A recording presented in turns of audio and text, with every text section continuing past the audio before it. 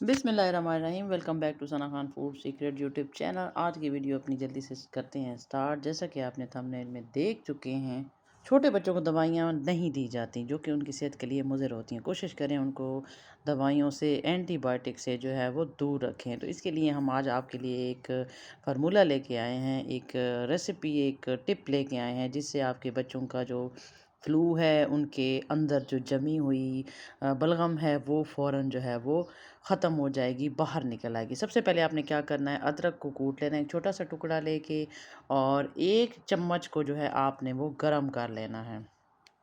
तो इस तरह से कुछ आपने अदरक को निकालना है।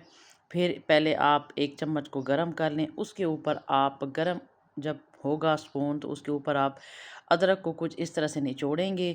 उसके बाद आप उसमें हल्की सी, ज़रा सी आपने डालनी है काली मिर्च और थोड़ा-सा शहद, जैसे कि आपको नज़र आ रहा है, और ये आपने अपने बच्चे को दे देनी है। इसके बाद फ़ौरन जो है आपका ये पिलाने के बाद आपका बच्चा जो है, अच्छा आपने ये ख़्याल रखना है गर्मियों में थोड़ी इसकी क्वांटिटी जो है वो आपने कम रखनी है। तो आपके बच्चे के फ़ौरन जो अंदर जो जमी हुई गंदगी होगी, जो बलगम होगी, वो फ़ौरन से निकल आएगी। तो इस तरह से आप अपने बच्चों को दवाइयों से बचा सकते हैं जो कि बच्चे की सेहत के लिए मुज़र होती हैं।